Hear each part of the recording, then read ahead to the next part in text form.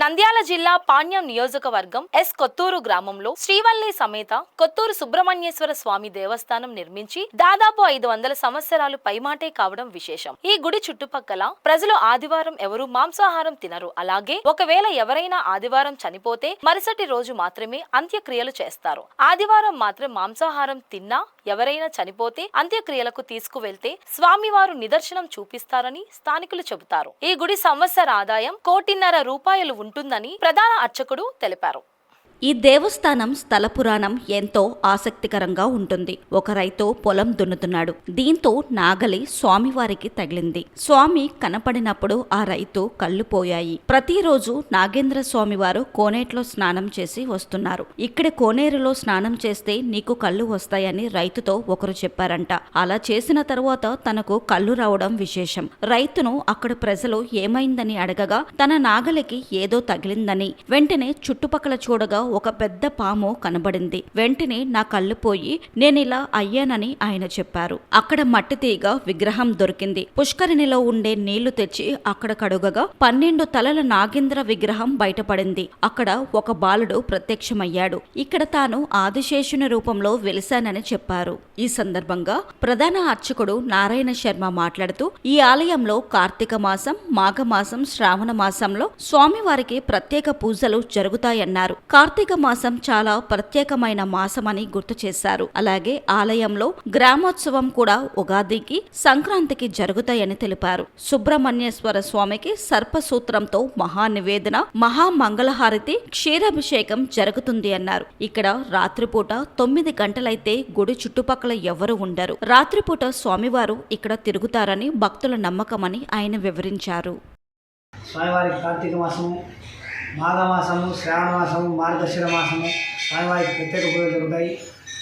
ఈ కార్తీక మాసము ఇక్కడ చాలా పవిత్రమైన మాసము. అదేవిధంగా శ్రావణ మాసం కూడా శ్రావణ చవితి. అదేవిధంగా ఇక్కడ ఈ గ్రామోత్సవం ఒకటి, ఉగాదికి ఒకటి, సంక్రాంతి ఒకటి గ్రామోత్సవం జరుగుతుంది. తెల్లవారుజామున సుబ్రహ్మణ్యేశ్వర సర్పసూత్రంతో, నమ్మకశంకర రుద్రంతో స్వామివారికి మహా నివేదన, మహామంగళాలు చేయడం జరుగుతుంది. అదేవిధంగా ఇక్కడ అన్నదాన కార్యక్రమం ఏర్పాటు చేయడం జరుగుతుంది.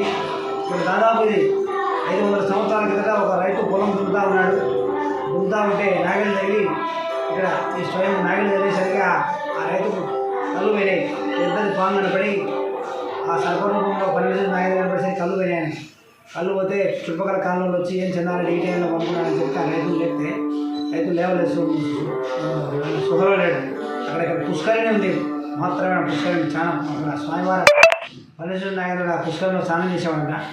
ఆ పుష్కరంలో నీళ్ళు తీసుకొచ్చి అక్కడ ముందతో నీళ్ళు తాగేవాడు. ఆ నీళ్ళు తీసుకొని ఆ రైతుకు ముఖం మీద చదివితే స్టోలేకి వచ్చాడు. ఏందైనా ఇది పనుకున్నా అంటే ఏం లేదండి, ఏదో నాగలి తగిలింది, నాగలి ఏదో తగిలింది, నాకు చూసేసరికి పెద్దది బాగా మంది కళ్ళు అని చెప్పాడు.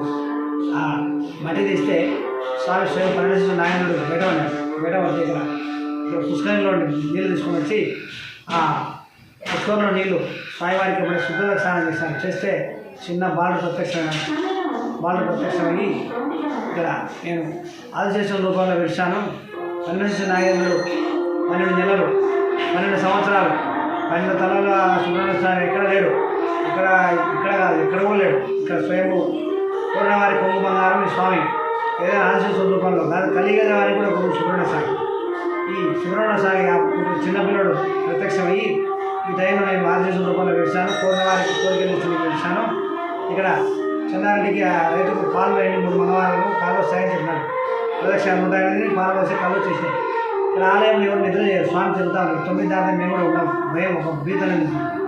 ఇక్కడ ఇంకొకటి ఏమంటే ఇక్కడ స్వామివారు కూడా ఇక్కడ నందవరం పోయినాడు. పోతే అక్కడ పాలన కూడా స్వయం ఆయన కూడా ఇక్కడ శ్రావణ మాసము, మాఘమాసం, శ్రావణం, మార్గశిర మాసము, ఈ మాసాలు 4 మాసాలలో మాంసాహారాలు ఆదివారం ఇప్పుడు ఊళ్ళో ఎవరు తిన్నారని ఖచ్చితంగా ఎవరు చూపిస్తాడు దేవుడు. అటువంటి మహత్తరమైన దేవుడు మాత్రం.